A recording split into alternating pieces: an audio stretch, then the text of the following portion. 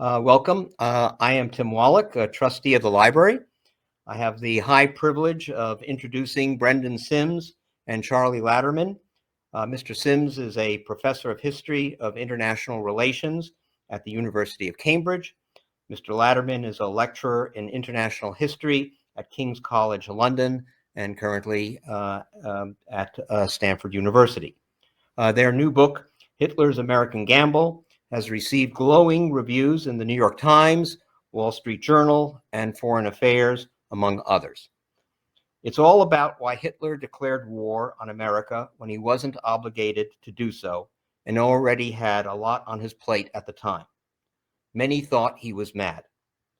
My father, who fled Europe in April 1940, fortunately could come directly to New York, where he and his father had already set up a business. My father often told me when I was a child that he could look out from his office window at the tip of Manhattan and see hundreds of ships every week leaving from the Brooklyn Navy Yard and New York Harbor with war supplies destined for Europe. Hitler, he said, is finished. He has no conception of the strength of America. Well, this book has completely changed that viewpoint instilled in me since childhood.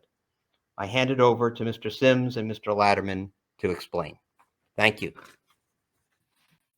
Thank you for that, Tim, and thank you for the introduction. It's a pleasure to be with you all today from the west coast of the United States, and Brendan is in Cambridge, England, and we're really delighted to be joining you and to have a chance to talk about our new book. What we wanted to do at the start here today is to engage in a bit of a thought experiment.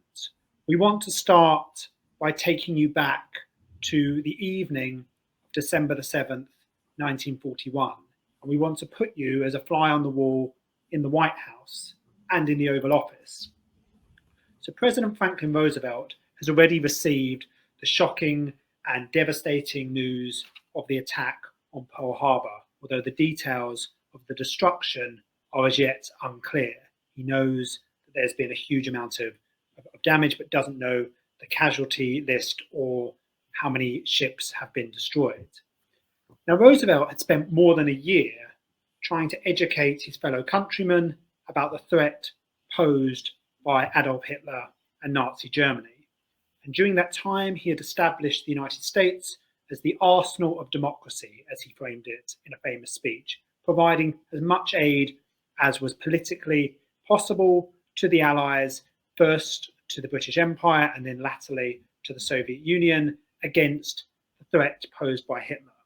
And throughout that time, his priority had been the situation in Europe, which he saw as the greater strategic challenge to the United States. And as a result, he'd evinced considerably and comparatively less concern about what was going on in East Asia. That's not to say he did not see the Japanese as a threat. He just saw Adolf Hitler and Germany as the greater threat. But now the United States found itself at war not with Nazi Germany, as Roosevelt had believed that they would ultimately end up at war with Germany, and we can talk about that a bit more. But he certainly saw Germany as the greater threat. But now the US was at war with Japan. And Roosevelt had a very, very difficult political situation to deal with. How was he going to convince Americans already faced with this new war in East Asia that the threat was greater coming from Germany and that he would have to ultimately bring the United States into a war with Germany as well? Now, the intelligence on this suggested that Germany might join and was likely to join any war that the United States faced with Japan. But Hitler's behavior wasn't so easy to predict. As Roosevelt's speechwriter, who we met with over the hours and days after the attack on Pearl Harbor, would later say, Hitler was not someone who would let these sort of bourgeois instincts of having promised and pledged to the Japanese that he would join the war. He wasn't prepared to let that guide his behavior. So how could the Americans be sure exactly what would happen? Now, Roosevelt would spend this time meeting with congressmen, meeting with his cabinet members, and the emphasis, certainly in his discussions with senators and congressmen, was the conflict in Japan. He tried during those minutes and those hours on the evening of December the 7th to emphasized that the threat was posed by Germany, but all of the American representatives he met with were more focused on what was going on with Japan. And so what this left the world with, certainly in the White House, but also for American diplomats around the world, was what George Kennan, the architect of the containment policy to the Soviet Union, who was at this time in the Berlin embassy of the United States, he would describe the days that followed Pearl Harbor as a time of excruciating uncertainty, but it was just not clear exactly what was going to happen. So what we try to do in this book is engage in that thought experiment. We started on the premise of what must it have been like to be in the White House at that time, and what must it have been like for America's allies around the world, both in 10 Downing Street and at the Kremlin, to try and work out how the United States would respond. And what we try to do is unpick the minutes and hours, and at times even seconds, of that period to get back to that world as it was experienced by our actors, to reenact the history of those 5 days. And we believe that those 5 days are some of the most crucial in the history of the world. They were transformative in the Second World War, but haven't always been understood fully. And so we wanted to understand it on a historical level, but we also believe that this was fundamentally important just to understand statecraft in general, to understand how policymakers under periods of huge strain and stress deal with these crises. And we're going to talk a bit later today about the echoes of December 1941 for our current world, questions of rising dictators, challenges to the United States in Europe and in Asia, the question of logistics and supplies, and how involved the United States should become in foreign wars. So we're going to come to that all a bit later. But we wanted to start by just batting some questions back and forward between Brendan and myself, the major questions that motivated this book, and to try and give you an insight into how we came to them. So fundamentally, the most important question, as the title would suggest, Hitler's American Gamble, is Hitler's perspective, his views of the United States. So Brendan, I want to just start by asking you that Hitler's views of the United States leading up to the Second World War are clearly quite complex, and historians have seen that before. But many would say that it was his fear of the Soviet Union and Bolshevism that was the most important. So what would you say, and what did we say in the book about Hitler's perspective on the United States, and how that motivated his behavior? Thank you very much. Yes, so it's going to be necessary to talk a fair bit about Hitler at the start, because as you say, this is a story which is really driven by Hitler's policies, and then ultimately by Hitler's, as it turned out, self-destructive act on the 11th of December 1941, when he declared war on the United States. Now, as you say, Charlie, there are many people who believe that Hitler regarded the Soviet Union and Bolshevism as his main enemy. And it's certainly true, and we acknowledge that in the book, that he was an enemy of Bolshevism and of Stalin's Russia. But the critical point to understand is that he sees Bolshevism as much as a disease, as a threat. He sees Bolshevism as a disease which was inflicted on Germany, really at the end of the First World War, and then in the immediate aftermath, to weaken Germany and to render her susceptible to takeover by what he regards as the ultimate enemy, the real enemy, which is Anglo-America and international capitalism. And I'll come back to that in a minute. And the Soviet Union, he certainly regards as a threat at every point, but it's always a subordinate threat. In the 1920s, it's very clear in all his writings and his speeches that he's focused on Britain primarily, but also then the United States. And in the 1930s, with perhaps a brief exception of the time around the start of the Spanish Civil War in 1936, he briefly regards the Soviet Union as the principal threat, really right the way through until 1941 with the invasion of the Soviet Union, and we would argue actually even beyond then. He sees the main threat as being not the Soviet Union and Bolshevism, but Anglo-America and international capitalism. And in saying that, we're really making 2 points. One is that he regards this Anglo world both as a model and consequently also as a threat. Why a model? Well, a model as a model in the sense that both the British Empire and the United States have immense space. Hitler believes that space is the absolute vital criterion for great power status, for allowing the development of the national community. And certainly the United States, the continent, basically a large part of the continent, has that in spades. He also sees the United States as being self-sufficient in resources, in oil and other raw materials, very important to him. But he's also absolutely clear, and this was alluded to also in the opening remarks, he's absolutely clear that the United States is a massive industrial power. And he says on many occasions throughout the 1920s that the United States, on the strength of this, will become the decisive power in the world unless everybody else looks out. And accentuating this and underlying it is also what Hitler regards as the racial superiority of the United States. Now, this may surprise many people because we're accustomed to think of Hitler as somebody who was contemptuous, supposedly, of the United States as the home of many racial minorities, of course, also the home of jazz and other supposedly decadent activities. In fact, Hitler paid relatively little attention to these aspects of the United States and focused much more on what he regarded, and we stress what he regarded, we're channeling what he's saying, but we're not as we're adopting it, what he regarded as the superior quality of the United States people, derived in his view from the fact that they mostly trace their origin from either the British Isles or from Germany. And so in a sense, Germany had lost its best population and had fertilized, that was the phrase he used, had fertilized the United States.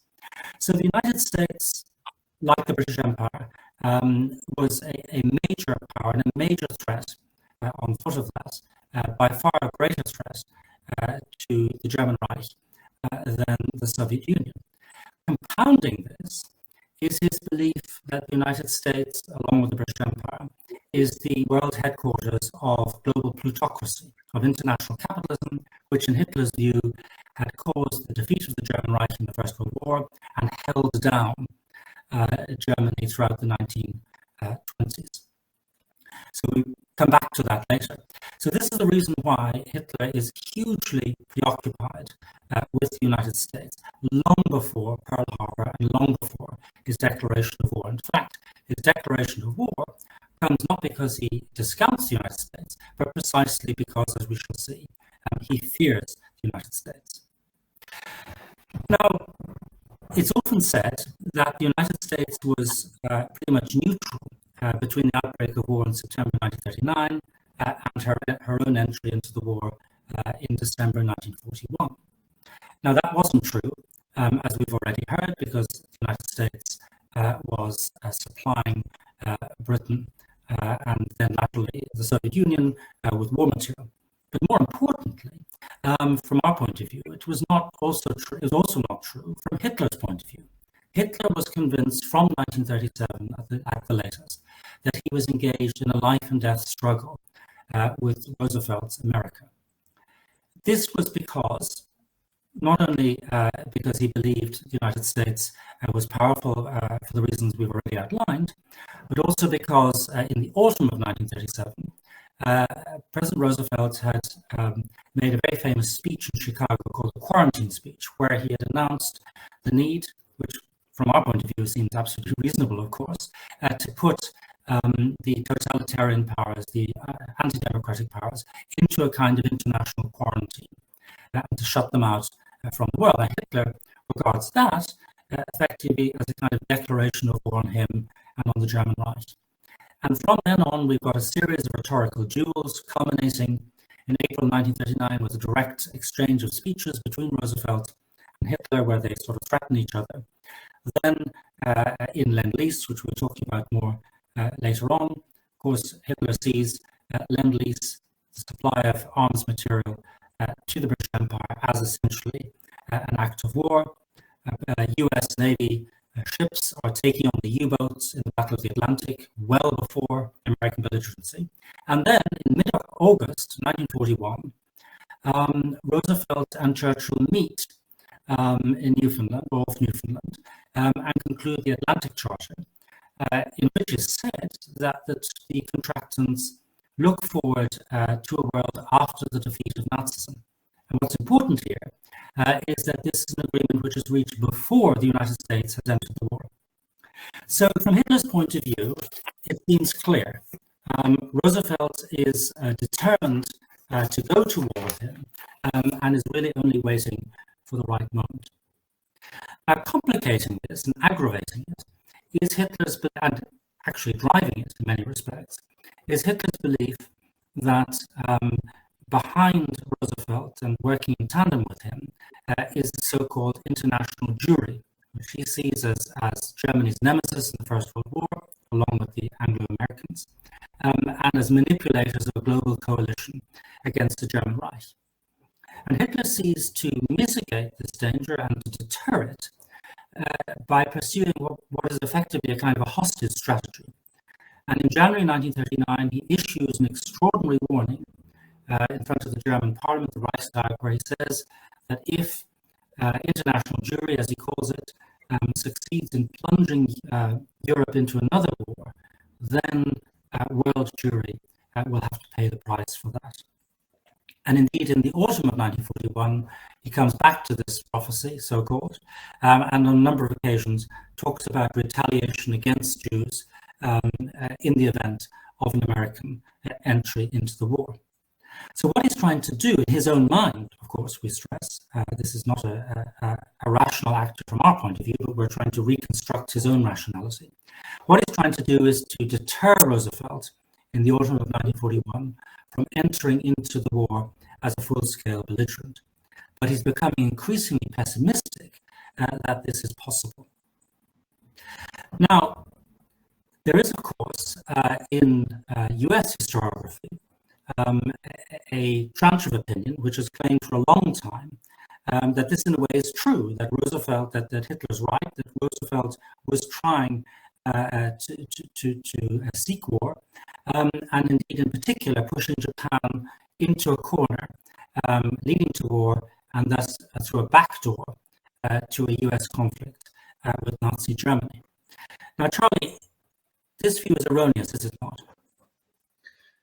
Yes, very much so. And so I would like to talk a bit about that, but I just wanted to start by just saying a couple of things about the points that Brendan's just made, because I think they're fundamentally important to this question as well. Firstly, in just relation to the idea of an anti-Semitic conspiracy, this is certainly not something that the Americans understand as being sort of motivating Hitler's so-called hostage strategy. They do not perceive things in this way. It's certainly not the case that Hitler is making these threats, but ultimately what we're seeing in the United States at this time is actually an attempt to downplay the emphasis on anti-Semitism within Adolf Hitler's threat to Western civilization, not to preface this over and above Hitler's other crimes, because there's a sense to which this will alienate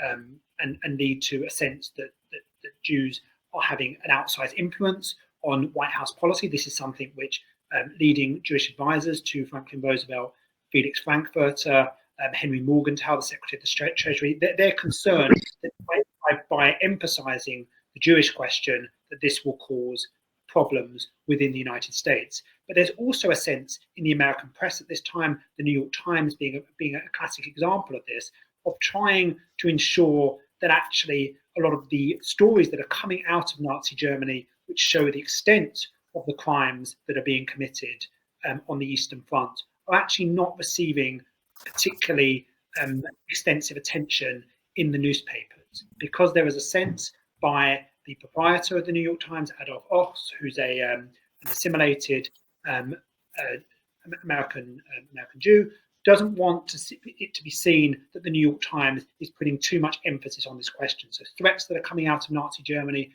by Hitler, by Goebbels, are actually being placed very low down the pages of the New York Times during this period, sort of very much on the inside pages.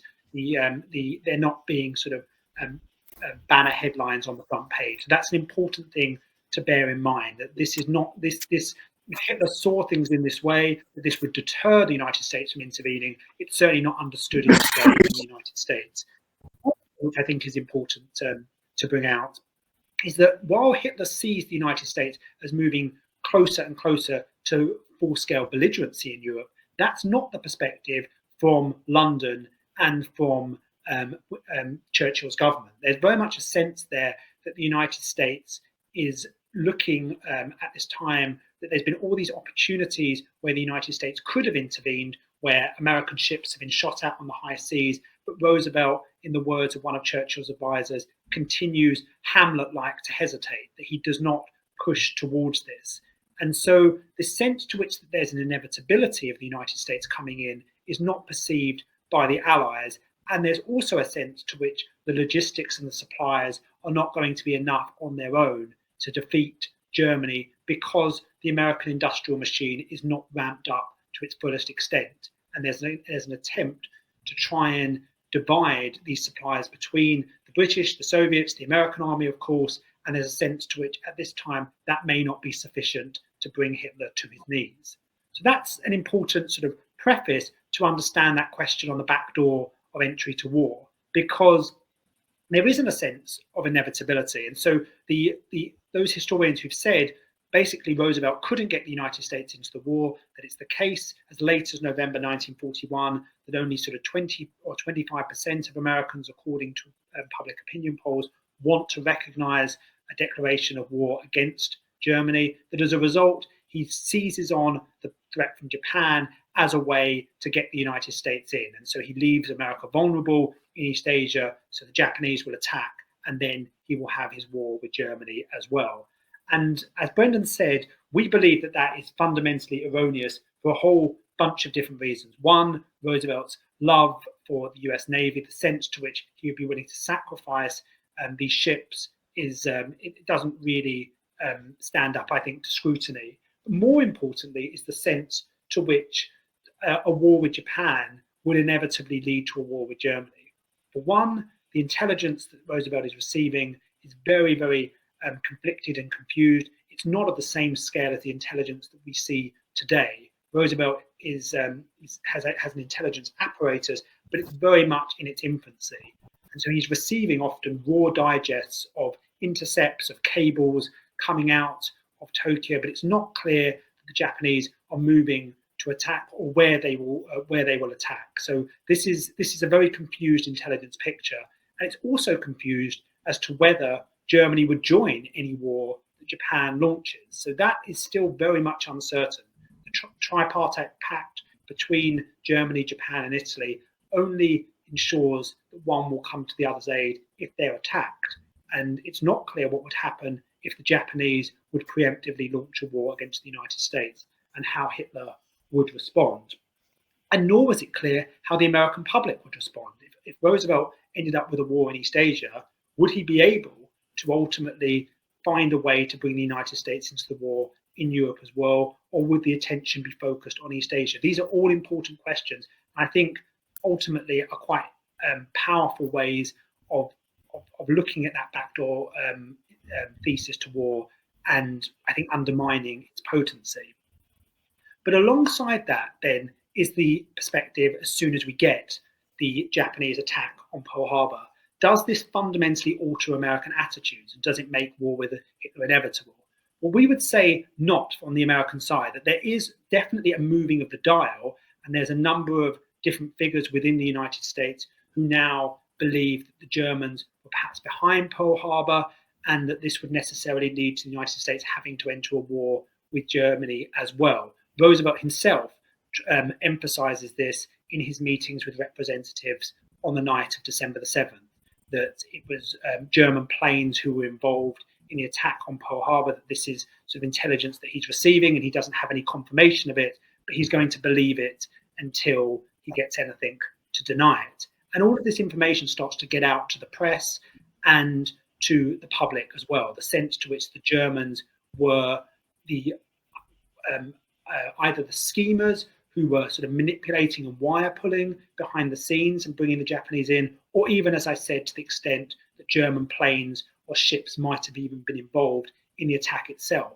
So there's that perspective. But on the other side, those who've been skeptical of the threat from Nazi Germany, those particularly of an America First perspective, have not had their perspective shifted. On the night of December the 7th, the America First Committee declares that they support the war with Japan, but that what's happened in the Pacific does not change the perspective on the war in Europe. And that's fundamentally important, particularly for Roosevelt. Even though the America First Committee might not be as powerful as it was earlier in 1941, for Roosevelt, the most important thing, if he's going to bring the United States into the war, is that he does so with a united country behind him.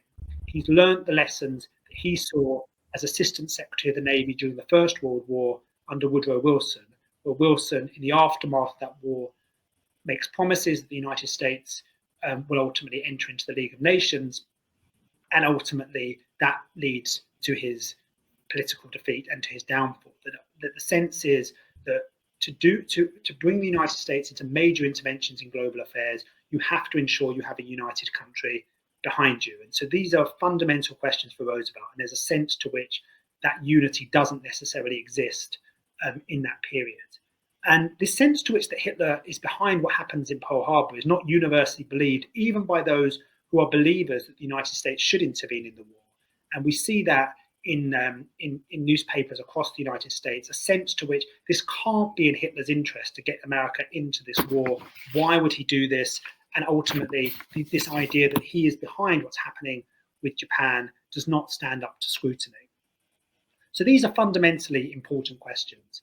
And the other sense of the uncertainty is the perspective that's provided by Churchill. So Churchill would famously say in his memoirs after the war that when he heard about the Japanese attack on Pearl Harbor, he went to bed and slept the sleep of the saved and thankful, because we had won after all. The United States was in the war, and it was fully into the war. But when we went back over the historical record, that sense of inevitability, that sense of this sort of insouciance about what might happen was absent from Churchill's actions at that time. There's a great deal of uncertainty that he feels. For one, he certainly doesn't sleep as well as he later claims. Every sort of record that we could find of this period talks of him looking completely exhausted, drained, and shattered by the experience. And it's because not just the sense of uncertainty, which certainly exists, that of whether the United States will formally enter the war, whether it will decide of its own volition to enter the war with Germany, but also the impact that this has on logistics and supplies. That ultimately, as a result of this war, the Lend-Lease provisions that Brendan talked about previously are going to be drawn back. On the night of Pearl Harbor, there's an embargo on Lend-Lease which carries on across these 5 days. And Britain is no longer going to be receiving American munitions because they have to be sent to East Asia.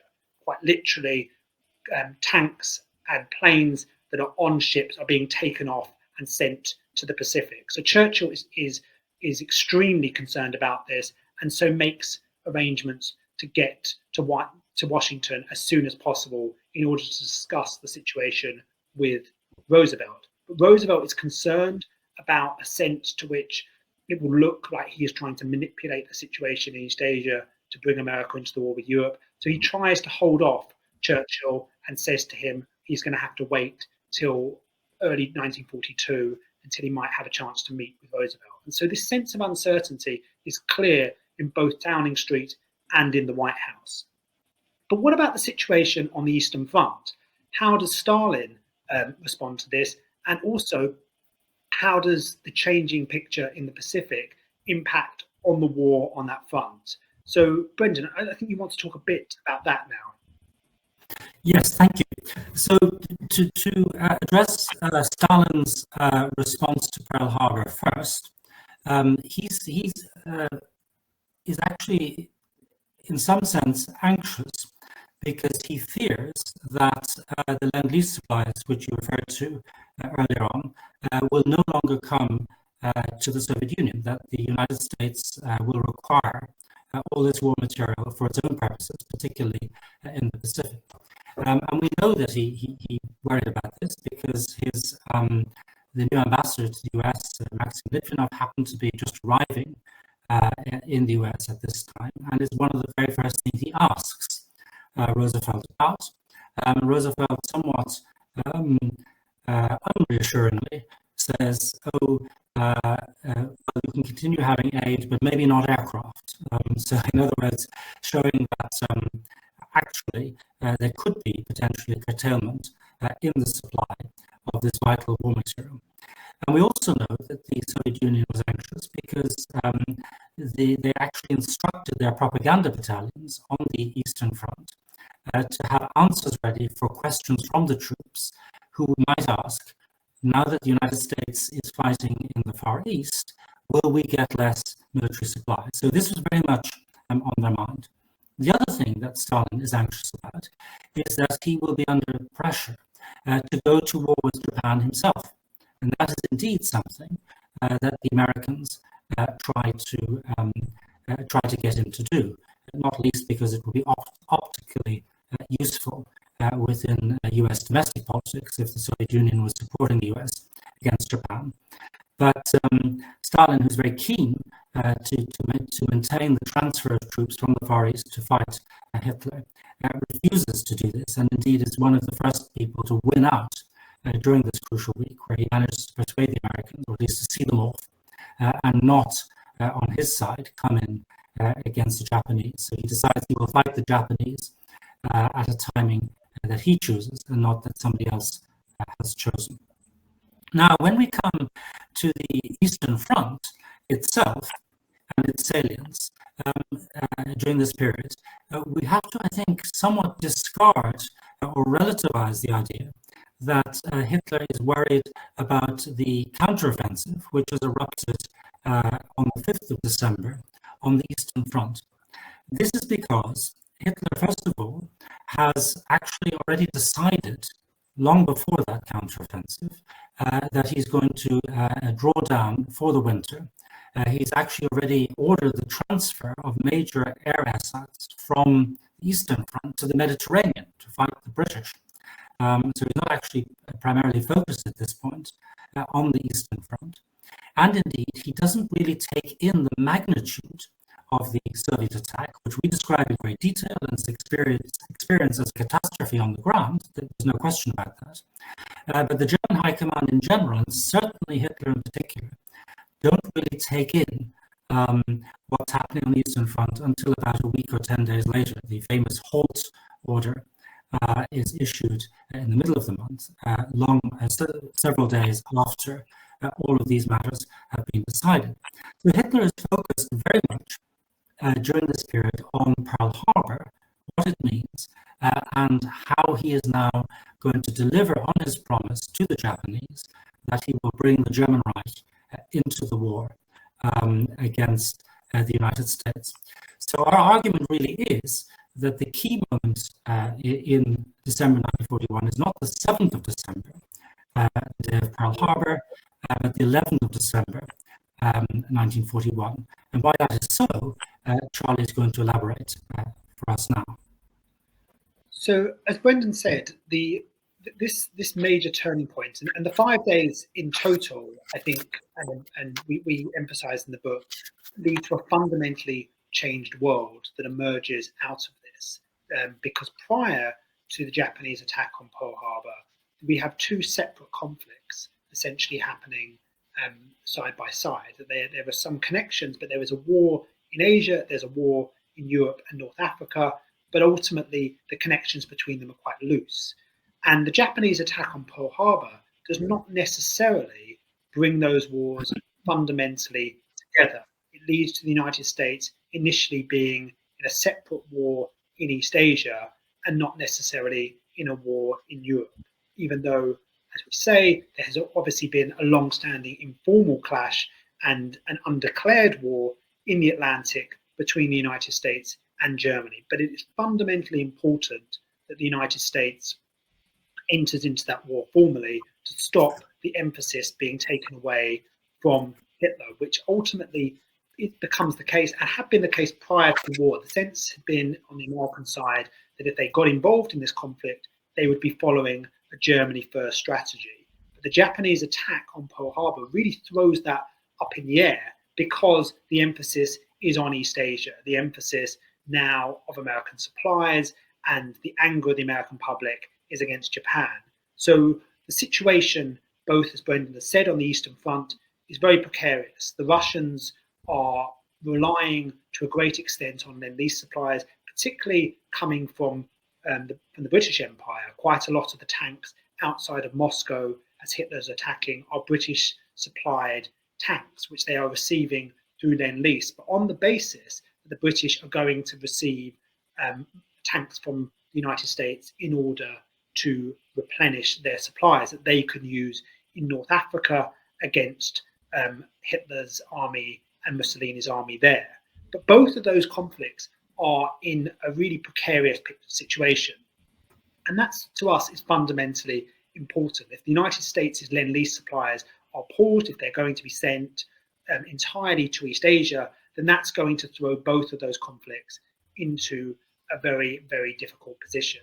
And so what we would say is that we're not saying that if Hitler hadn't declared war on the United States, there isn't the possibility, and potentially a strong possibility, that war between Germany and the United States might not have come at some point. But there's no inevitability that this would have been preempted on the American side without Hitler acting, and there's no sense to which it was imminent.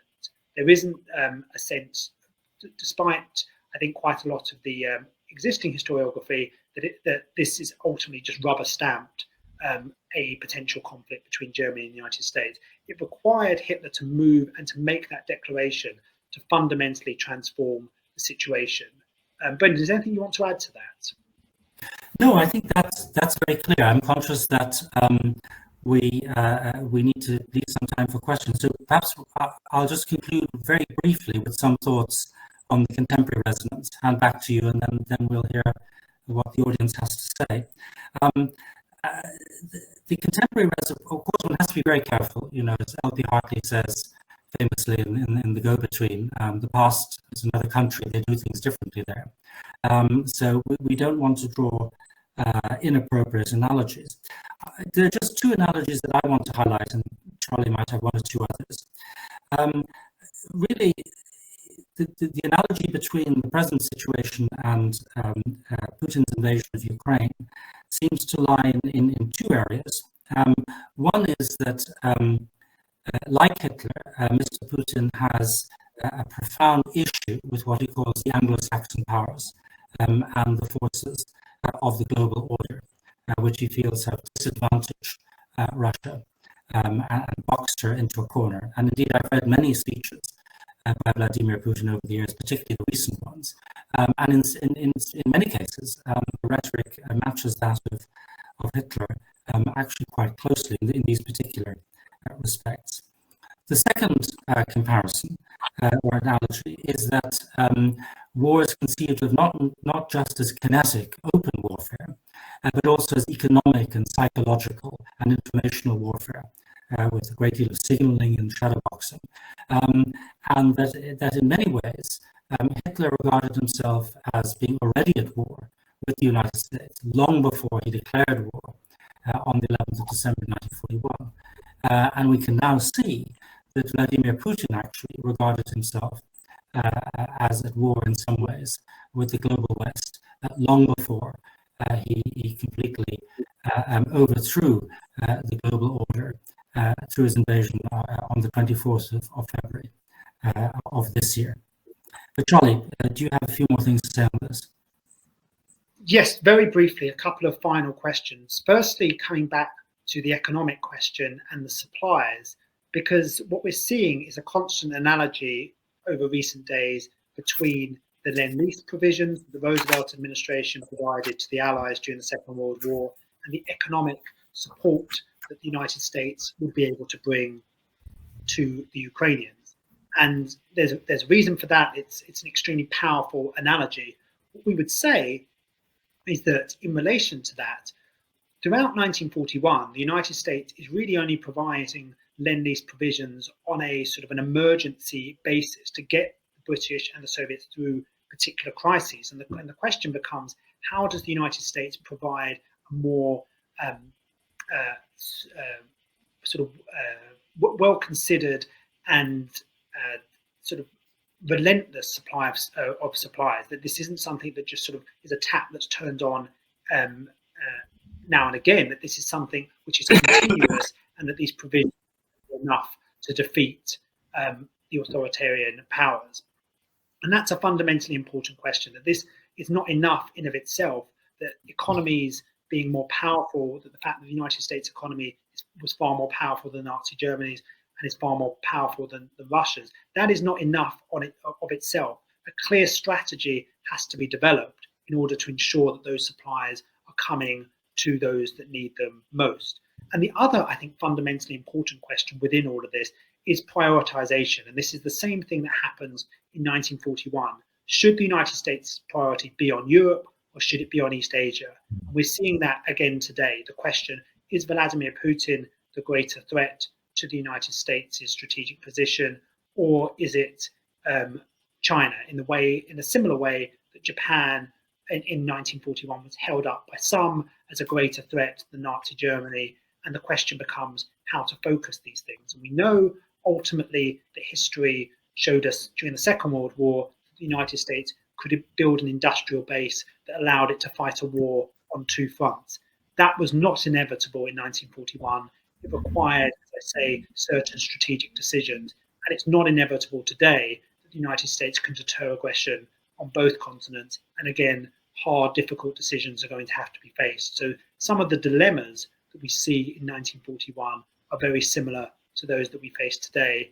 I believe, and I know that Brendan does too, which is why we need to constantly return to the study of history in order to inform our contemporary policy decisions. So thank you very much for listening to us, and we're really looking forward to your questions.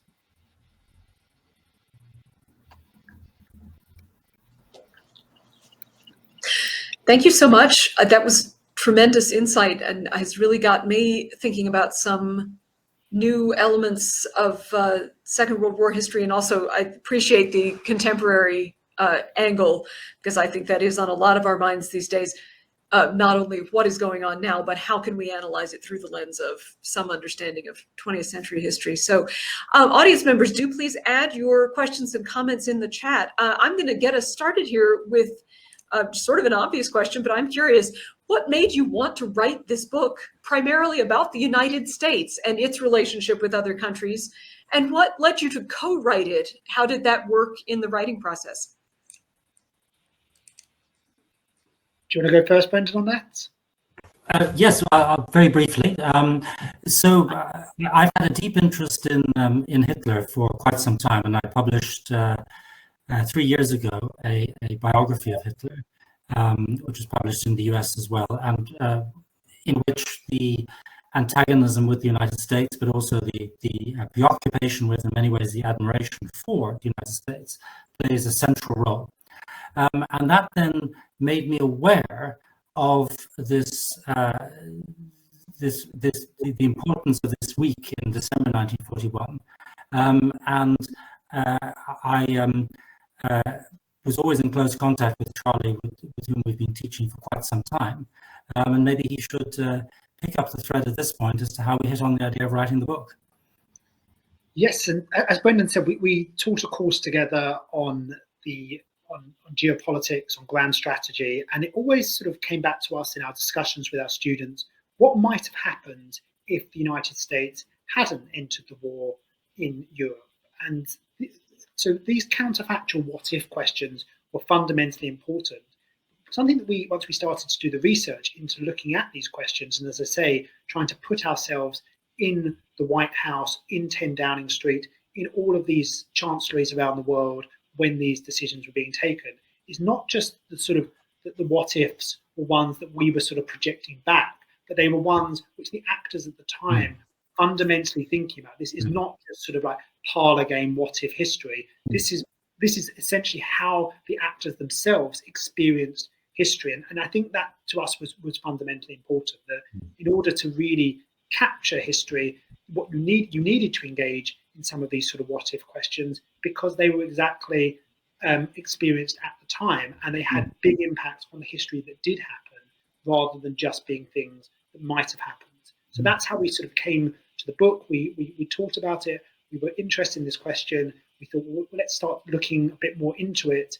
And we both found huge amounts of material on the sides of all the major actors. And we felt things which hadn't really been brought out before, because there's wonderful books on the Second World War, but they are big books that cover long periods. And our sense was, when you zero in on a few days, decisions that by the end of the war might not seem like they mattered hugely at the time, and could have sent history in a very different direction. So that's how we came to it. Thank you. So some great questions popping up in the chat here. At the Atlantic Charter meeting, what did the major military staffs from the US and the UK discuss, and what did that imply about US future involvement? I'm happy to take that question. And I think fundamentally what's important is this agreement throughout 1941, and it's agreed there at the Atlantic Charter meeting as well, on a strategic basis, that the emphasis will be on Germany if the United States enters into any war. But there's also increasingly that question of Japan. And the British feel that they've got some sort of agreement there that the United States will join it in telling the Japanese that any challenge to either or to the Dutch territories in East Asia would lead to a overwhelming response from the United States as well. But quite soon after the Atlantic Charter meeting, Roosevelt seems to row some of that back in discussions with the press. And so the British come out of those meetings in the Atlantic Charter. They've got this political agreement that, as Brendan said, for a world that looked beyond Nazi Germany. But it's not clear that the United States is going to be entering into the war.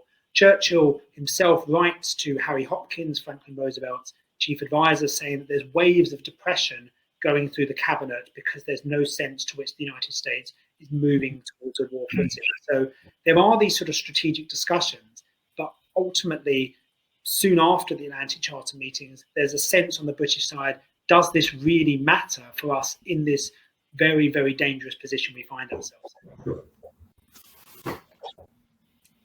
Thank you.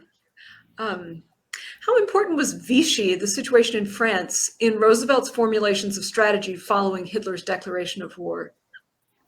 Could I maybe say something about Vichy in general, and then Charlie might say something on Roosevelt? So yeah, the question is a good one, because we tend to overlook Vichy France at this time, but of course it plays a very important role. It's a global factor because there's certain colonies under Vichy control, and in particular, Vichy controls much of North Africa, at the western end of the Mediterranean, and during this period, the Germans and the Italians are in fact in quite close discussions with the Vichy French to gain access to Tunis, Bizerta, and so on, the ports, to ease the resupply of German forces and Italian forces in North Africa, which are being, the resupply is being interrupted by British attacks, particularly from Malta.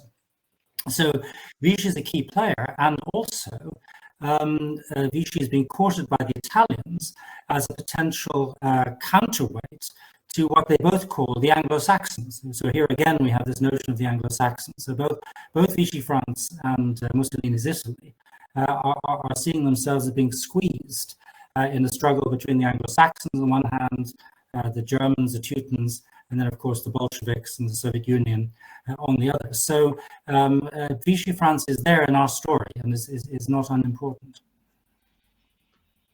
And just to follow up, as Brendan said, it's the book is very much sort of a global, grand strategic outlook. So all of these questions interlink into this, and Vichy, as the questioner points out, is critical within this because the British have as their interlocutors de Gaulle's Free French, and the question is how much the Free French are going to be able to be involved at this time. And there's big questions about whether the Free French will be allowed to get into the war in North Africa at this time, which Churchill, right at the beginning of these days, agrees to allow sort of the Free French to join the British forces in North Africa. But on the Vichy side, it's something which is extremely complex. That and Michael Nyberg has just written an excellent new book on Vichy in the relations between the United States and Britain and France, and we would have loved to have been able to access that. It came out around the time that our book did as well. But for Roosevelt, he's got one of his most important advisors, Admiral Leahy, is the ambassador to Vichy France, and Leahy is providing quite a bit on the perspective on this, is how much Vichy are seen to be sort of in league with the Germans on this. And so some of the reports coming back from the Vichy side through Leahy are that they don't want to see a breaking of relations, as Brendan says, because they want to continue to receive American economic trade into North Africa. So across these few days, it's a very complex picture, but it also becomes this sort of source of discontent between the British and the Americans, because each side are supporting, not necessarily support, but both sides are seeing different actors as being sort of representatives through whom they have to negotiate with the French. So I hope that answers the question. It's a very good one. Yeah, it's terrific. Here's a great question. How has your research for this book, particularly related to crisis decision-making, informed your opinion of Franklin Roosevelt? How should we think of him now in the annals of the American presidency? I'm happy to kick off on that. And I think we're often asked who comes out of these few days as the one who sort of best understands the situation. And my sense, and I won't speak for Brendan on this, but my sense is that Roosevelt really deals across these few days in a very impressive way. He manages throughout most of these days to sort of keep his poker face, to keep an element of calm. There's only very sort of isolated times in private where his true feelings of sort of uncertainty and concern come out.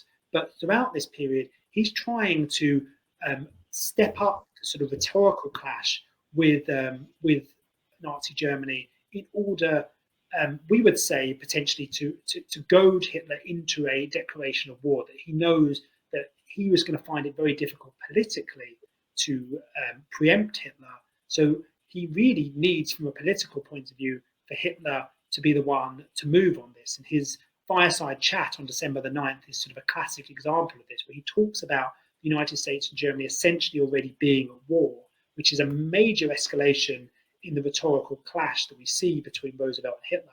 But he knows that he can't go further, and at that time ask Congress for a declaration of war. But he doesn't make any mention of Nazi Germany in the December the 8th address to Congress. And it's because he knows that there are still sufficient standouts in the Senate who would not necessarily, I mean, it's not clear whether they could have stopped a declaration of war, but they would have brought the United States into the war in a very disunited way, that there would have been this sort of political controversy hanging over this, a sense to which Roosevelt has tried to exploit the situation in East Asia in order to bring the United States into the war. So I think Roosevelt comes out of this in a very impressive way, but I would sort of caveat that with a sense to which it's only because we know ultimately what happens. There is plausible alternative situations where things could have worked out slightly differently. So he judges the situation well. He judges Hitler as someone who's going to move on this decision, but there is no inevitability about that.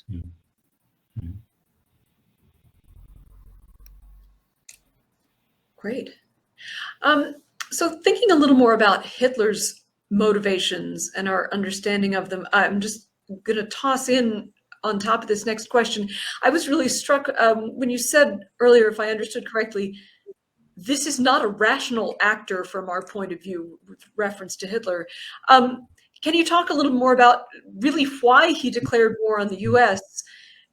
Did he think part of the benefit was going to be dividing and conquering between East and West, or between the other parties involved? Yes, indeed. This is, of course, the $24 million question, because from everything that Charlie has said, by declaring war, Hitler was doing Roosevelt a favor, letting him off the hook and ending this, what Kennan later called the excruciating uncertainty. So why does he do it? And indeed, as your question implies, one part of it is the tactical, strategic motivation of how do I deal with the threat from Anglo-America. Yes, indeed, tie them down with a war in the Far East, and thereby ensure I can then finish the job in the Soviet Union. I can consolidate what he calls a blockade-proof space. So he'll be able to feed the German Reich. He will be able to supply the war machine with the critical raw materials, oil and wheat and all this kind of thing, from the Ukraine and from the Caucasus. That's an important part of his thinking. Equally important is that he cannot afford to let Imperial Japan go down to defeat unsupported.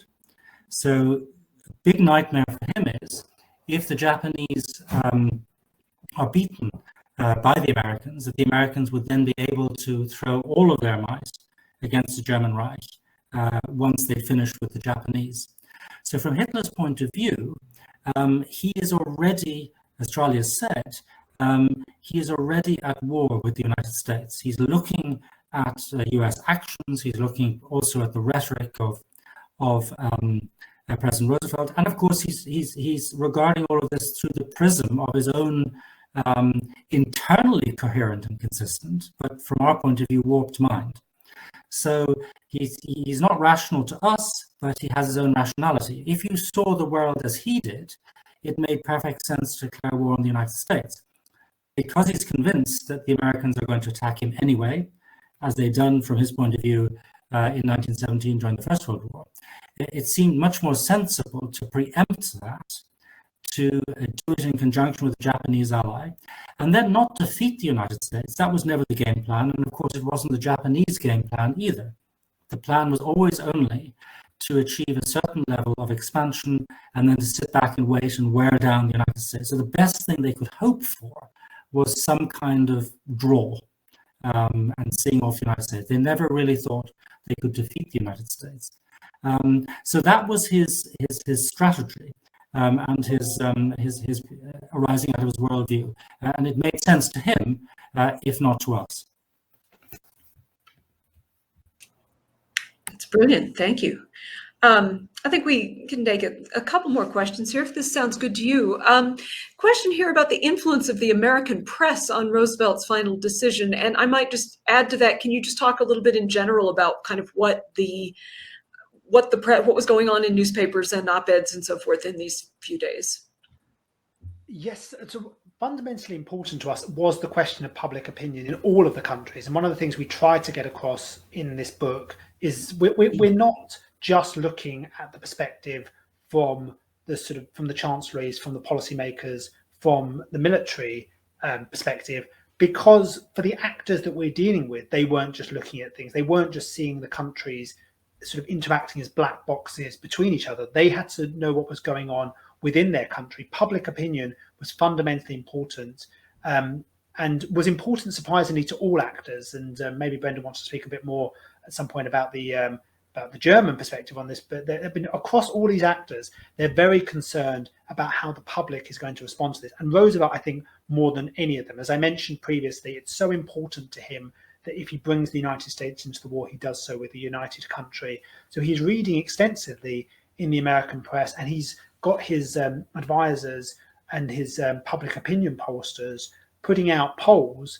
And obviously, one of the things that is important about this is it's very hard to gauge accurately public opinion during this period, because the advances that we see today in being able to get snap public opinion polls don't exist in that way. Actually, Roosevelt gets his pollster to put out a question on December the 10th about whether the United States should declare war on Germany as well.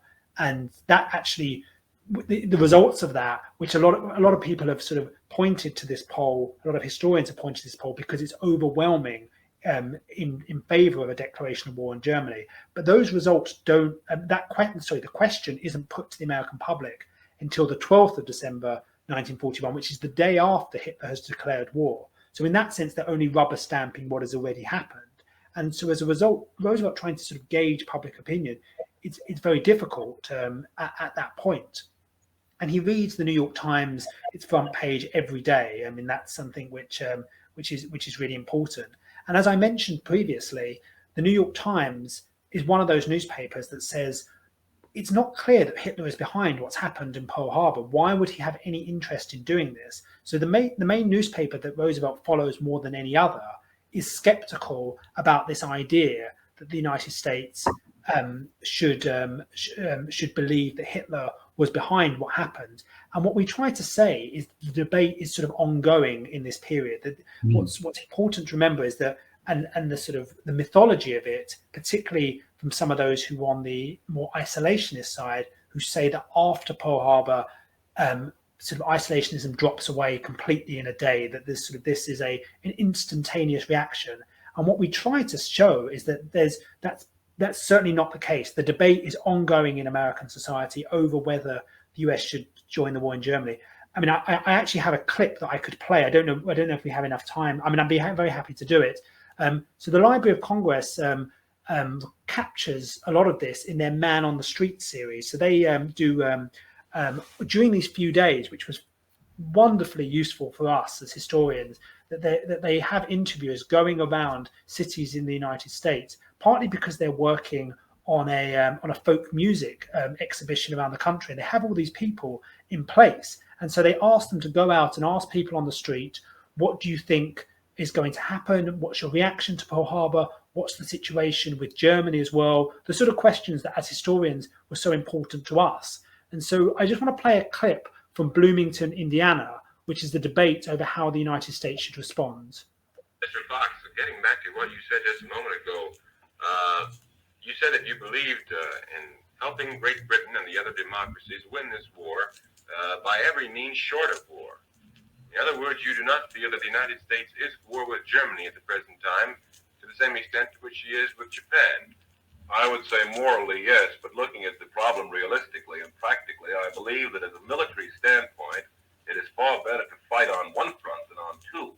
By concentrating our efforts on Japan, I am of the opinion that we can knock her out of the war much more rapidly than we can if our efforts are split by an AEF, for example, in Africa, and an Atlantic fleet which must see action in the Atlantic. Don't forget, that's just exactly what Hitler wants us to do. If we concentrate entirely upon Japan, then we must stop our flow of goods to Great Britain and Russia. And evidently the grand strategy back of the Axis powers is to divert our flow of materials.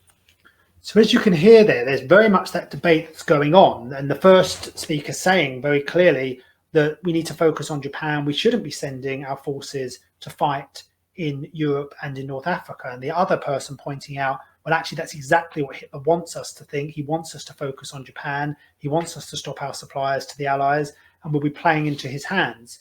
But what we're trying to show here is that that's on December the 10th, 1941. So the sense is that this debate is very much still happening, and we're seeing this America First leaders and America First as an organization doesn't end until half an hour after Roosevelt responds to Hitler's declaration of war with his own recognition of that declaration of war. So the thing is, there's very much a sense to which that debate might not have ended if Hitler hadn't acted as he did on December the 11th. This debate was still a live one, and that's not just on public opinion, but to answer Maria's question, answer Mara's question, it's also in the press as well. If you read the op-eds at that time, certain people are saying we have to fight this war as a war against Japan's coalition of Hitler as well, rather than just focusing on the Japanese, where there's others who are saying we need to focus on the nation that attacked us rather than looking to sort of divide our efforts. We need to focus only on the nation that's attacked us. So this is a really important question. Sorry, I thought someone said that they couldn't hear the. People can hear the. Couldn't hear the clip. I think we're okay. Audience members, we can provide you a recording of this immediately, almost immediately after the event, if there's any bit that you missed, and catch up with it there. So this is terrific. I feel I've learned so much from it, and I know others have as well. A quick thing in the chat, mention of a recent book called War and Peace, not the Tolstoy, but rather Nigel Hamilton, which I think is about Yalta and other elements of FDR's decision-making at that point. It sounds like it's just a recommendation of that book, but also a question of whether that was an influence on your work at all. Yeah, I believe, is that Nigel Hamilton's book, his biography of Franklin Roosevelt? That certainly played into the way in which we looked at some of these things. His volume on the aftermath of Pearl Harbor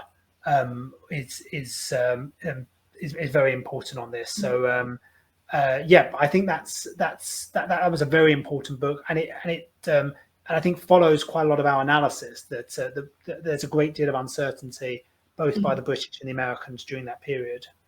Yeah. Thank you. Dr. Sims, Dr. Laderman, is there anything that has come up in your minds during this presentation that hasn't yet been mentioned that you'd like to toss in? Just very briefly at the end, to say that on the German side, on Hitler's side, there's also a huge interest in the media and the presentation of the information. So when Hitler makes his famous speech, notorious speech to the German Reichstag on the 11th of December 1941, declaring war on the United States, he's very careful to time it at 3 p.m. in the afternoon to ensure that it can be heard by the Americans once they've got up, and the Japanese before they go to bed. He very specifically says that. So this is a sort of it's conceived of as an international media event. So just like Roosevelt, Hitler is also addressing a global audience, but luckily, we may say, with considerably less effect. Brilliant. So thank you so much. This has been wonderful. Thank you, audience members. Thank you, scholars. Thank you, Tim Wallach, for your introduction. Thank you. Thank you for having us. Thank you for having us, yes.